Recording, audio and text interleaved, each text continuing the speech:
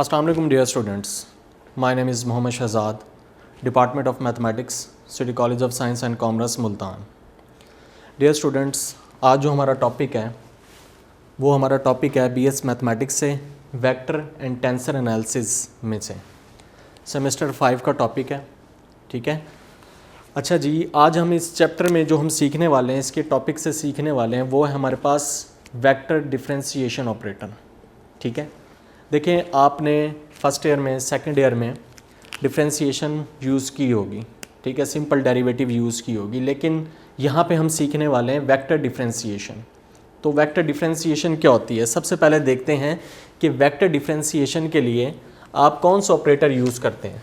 देखें जी, vector differentiation के लिए जो आप ऑपरेटर यूज़ करते हैं वो होता है आपके पास डेल ऑपरेटर। इसको आप डिफ़ाइन करते हैं partial by partial x into i, partial by partial y into j, partial by partial z into k. ठीक है, ये जो मैंने लिखा है ये आपके पास क्या है? वेक्टर डिफरेंशिएशन ऑपरेटर है। अच्छा, इस वेक्टर डिफरेंशिएशन के थ्रू हम 3 टॉपिक्स को अंडरस्टैंड करेंगे। ठीक है, वो टॉपिक 3 कौन कौन से हैं?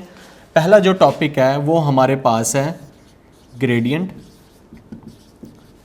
दूसरा जो टॉपिक है वो हमारे पास है डाइवर्जेंस, तीसरा जो टॉपिक है वो हमारे पास क्या है? कर्ल है। ये 3 चीज़ें हम वेक्टर डिफरेंशिएशन के थ्रू फाइंड आउट करना सीखेंगे। सबसे पहले मैं ग्रेडियंट के बारे में बात करता हूँ। ग्रेडियंट कैसे ले सकते हैं? सबसे पहले आपको पता होना चाहिए कि ग्रेडियंट जो है आप डिफरेंशिएबल कोई स्केलर फील्ड होगी उसका ले सकते हैं। ठीक है, जब आप उसका ग्रेडियंट लेंगे वो किस में कन्वर्ट हो जाएगा? वो कन्वर्ट हो जाएगा वेक्टर फील्ड में कन्वर्ट हो जाएगा। देखते हैं कैसे होगा। फर्ज करें ये फाई जो है हमारे पास, let phi be the scalar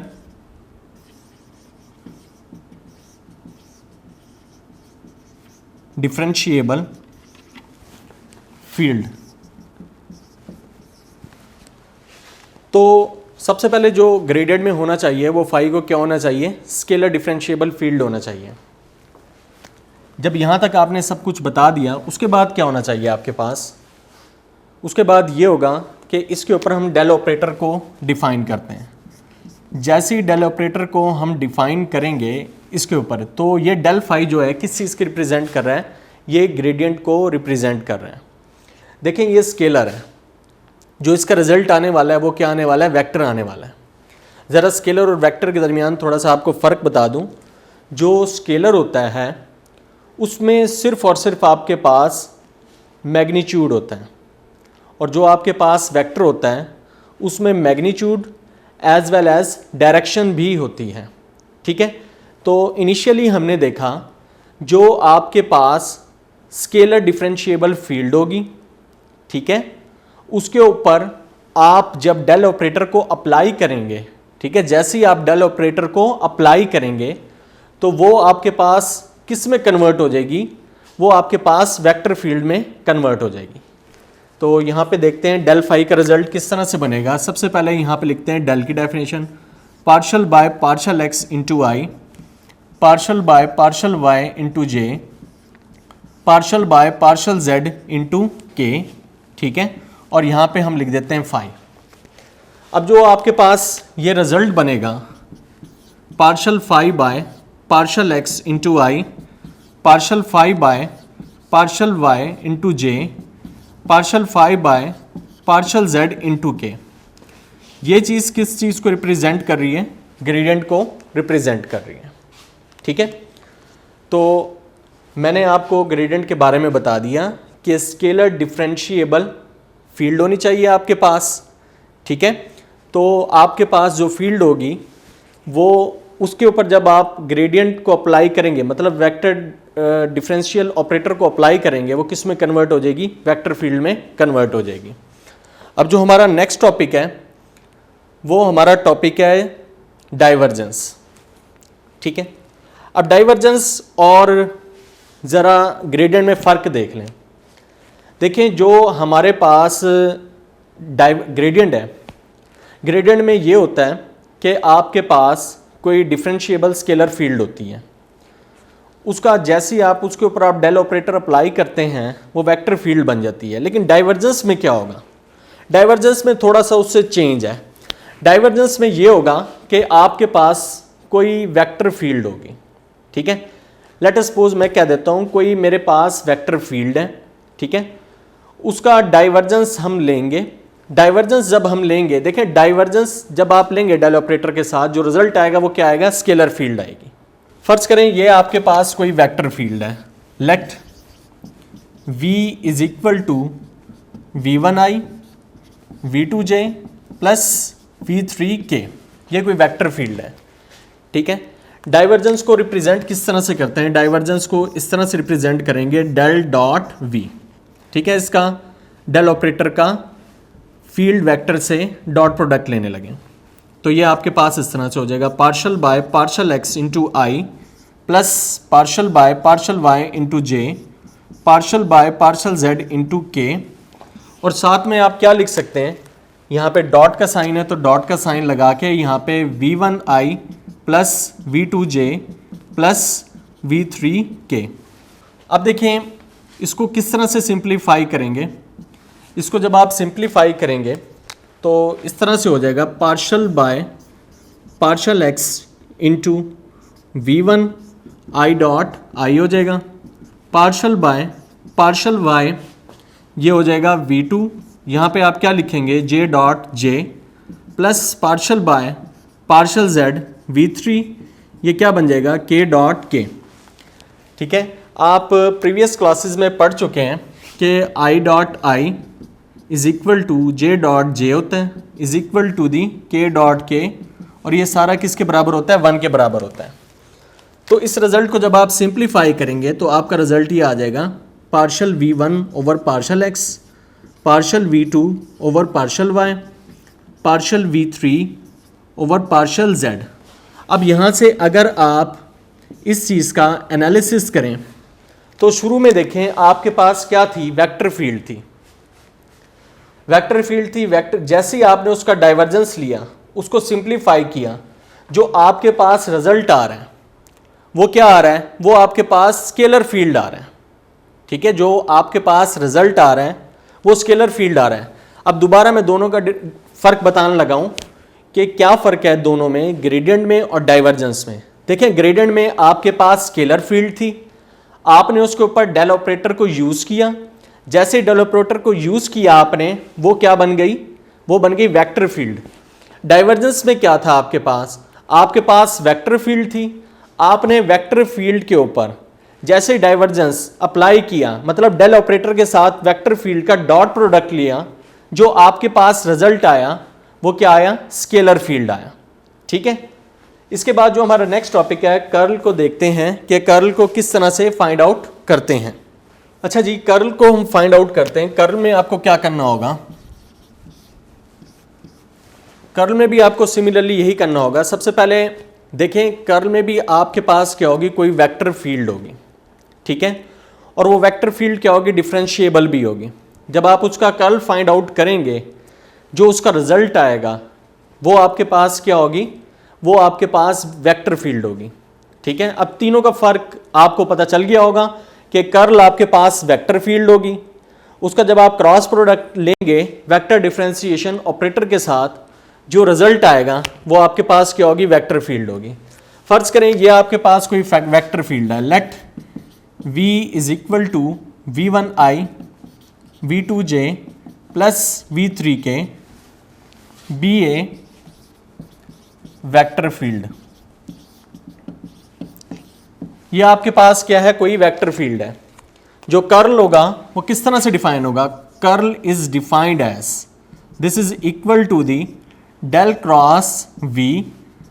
del cross v को किस तरह से आप फाइंड आउट कर सकते हैं, यहाँ पे आप लिखेंगे i j k determinant method से, partial by partial x, partial by partial y, partial by partial z, और यहाँ पे जो v के कंपोनेंट्स हो जाएंगे वो आ जाएंगे v1, v2 और v3, ठीक है।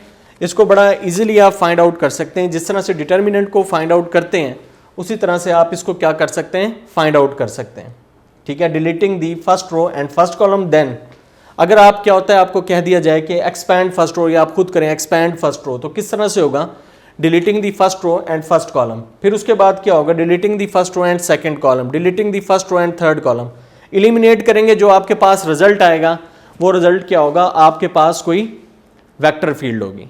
ठीक है, अब जो कुछ हमने पढ़ा इससे रिलेटेड हम एग्जाम्पल देखते हैं और फिर उसको हम फाइंड आउट करते हैं। अगेन हम एग्जाम्पल्स को देखते हैं जो हमने रिलेटेड अभी ग्रेडियंट पढ़ा, डाइवर्जेंस पढ़ा, कर्ल को पढ़ा, तो उससे रिलेटेड एग्जांपल देखते हैं। सबसे पहले देखें ये डेल फाई, उसने कहा फाइंड द डेल फाई, जबकि फाई जो है आपके पास किसके बराबर है, log of mod of r.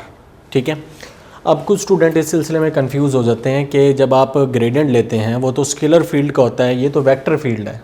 ठीक है, तो ये वेक्टर फील्ड नहीं है, देखें इसका मैग्नीट्यूड लिया जाएगा अभी। ठीक है, तो सबसे पहले हम यहाँ पे कंसीडर करते हैं let r is equal to the x i plus y j plus z के।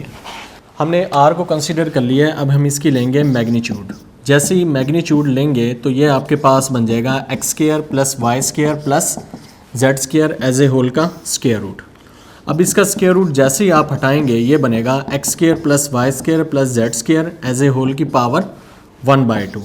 ये आपके पास बन गया स्केलर। ठीक है, अब देखें इसका आपने क्या ले लेना है, दोनों तरफ लॉग ले लेना है। जैसे ही आप लॉग लेंगे, log of R is equal to the log of x square plus Y square plus Z square as a whole की power 1/2। According to the property of logarithm, power है शुरू में आ जाएगी, तो ये आपके पास बनेगा log of x square plus Y square plus Z square हो जाएगा। देखें यहाँ तक हमने इसको सॉल्व कर लिया है। अब जो हमारा नेक्स्ट प्रोसेस है वो ये है कि फाई इसके बराबर है, हमने फाई को डिफाइन कर चुके हैं। अब फाई इसके बराबर है, अब इसके ऊपर हमने डेल ऑपरेटर को यूज़ करना है। देखते हैं डेल ऑपरेटर को किस तरह से यूज़ करते हैं। ये आपके पास इस तरह से बनेगा, del phi is equal to the partial by partial x into i, partial by partial y into j, partial by partial z into k. और यहाँ पे आप फाई की वैल्यू को सब्स्टिट्यूट कर देंगे, वो क्या है 1/2 log of x square plus Y square plus Z square है। अब 1/2 आप ऐसा करें कॉमन ले लें, 1/2 को जैसे ही आप कॉमन लेंगे तो ये आपके पास कुछ इस तरह से बन जाएगा, partial by partial x into log of x square plus Y square plus Z square into i, partial by partial y log of x square plus Y square plus Z square into J plus partial by partial z log of x square plus Y square plus Z square into के।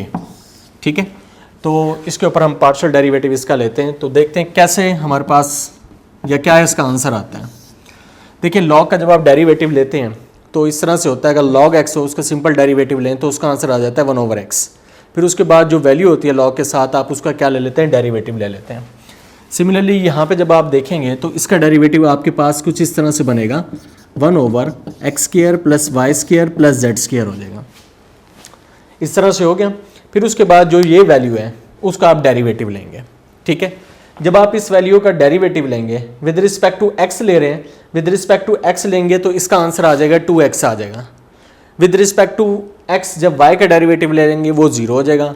With respect to x z का derivative लेंगे वो क्या हो जाएगा, 0 हो जाएगा। Simply यहाँ पे हम लिख सकते हैं जो इसका डेरिवेटिव आने वाला है वो क्या आएगा, 2xi आ जाएगा।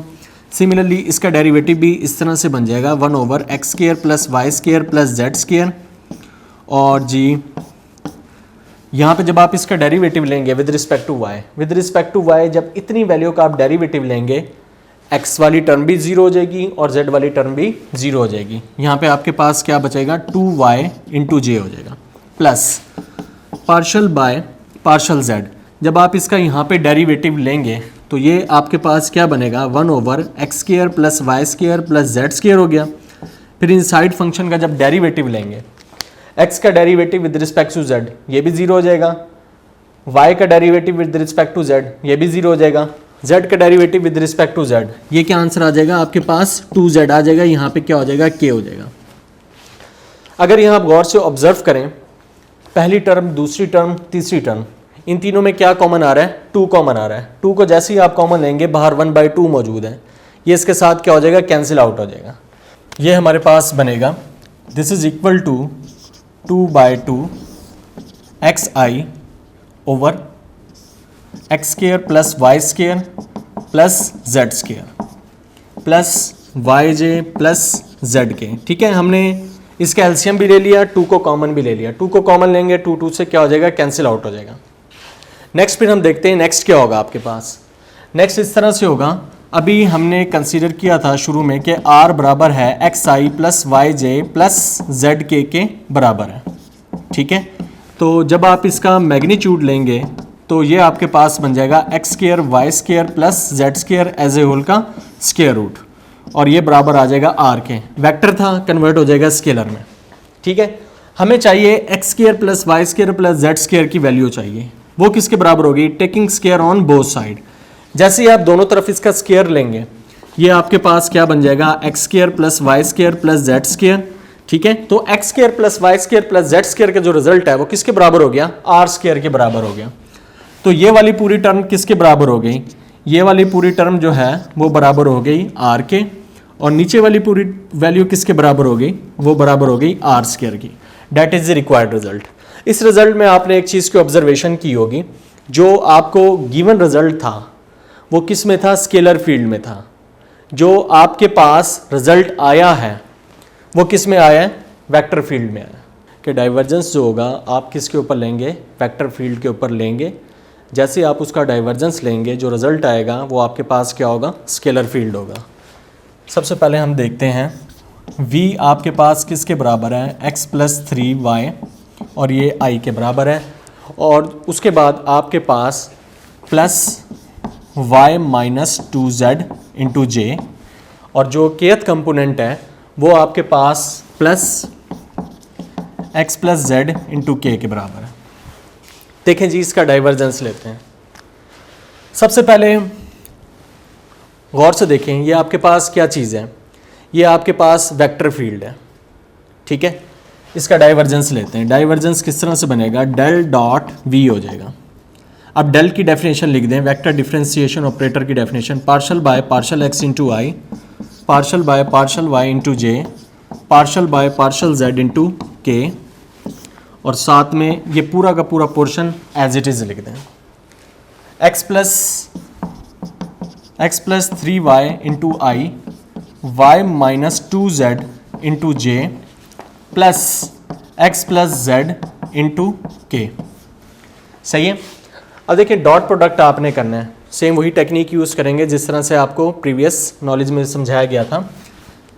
Partial by partial x plus 3y into i dot i plus partial by partial y minus 2z into j dot j plus partial by partial z x plus z into k dot k. सही है। अब we know that I dot I is equal to the J dot J is equal to the K dot K equals to 1। ये सब कुछ किसके बराबर होगा, 1 के बराबर होगा।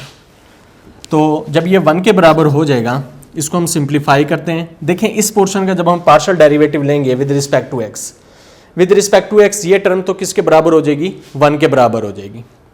ये वाली टर्म किसके बराबर हो जाएगी, 0 के बराबर हो जाएगी। तो ये आपके पास इस तरह से आ जाएगा 1। इस पूरे पोर्शन का रिजल्ट क्या आ जाएगा, 1 आ जाएगा। I डॉट आई किसके बराबर होता है, ये भी 1 के इक्वल होता है।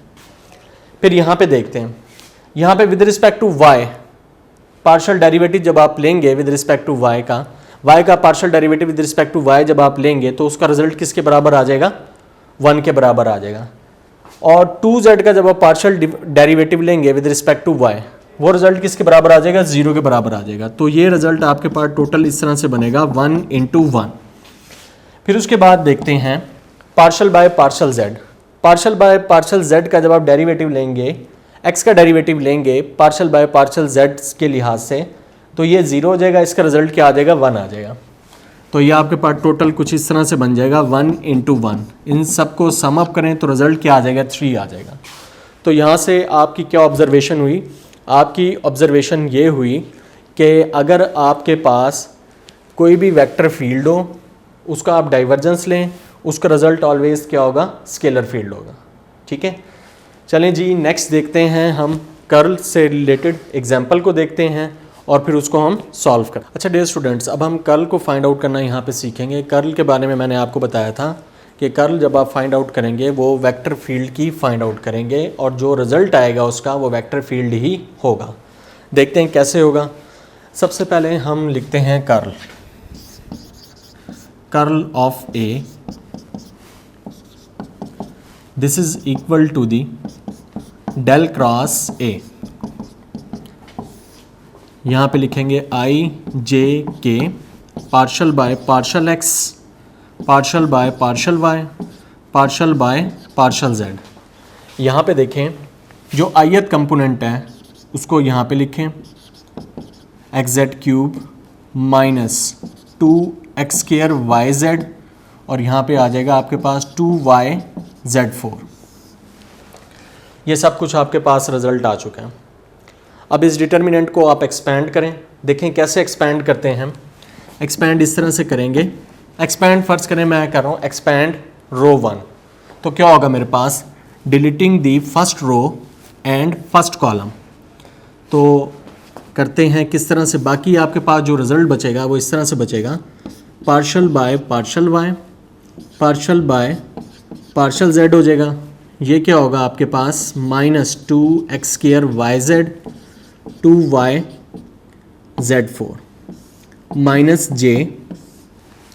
अब क्या होगा आपके पास deleting the first row and second column, ये आपके पास इस तरह से होगा partial by partial X Z cube और जी ये आपके पास होगा partial by partial Z 2y z4 plus K. ये आपके पास इस तरह से हो जाएगा deleting the first row and third column partial by partial x partial by partial Y हो गया और ये आपके पास बनेगा जी X Z cube minus X Z cube minus 2x square Y Z. ठीक है, इस एग्जांपल को सिंपली आपने इस तरह से सॉल्व करना है।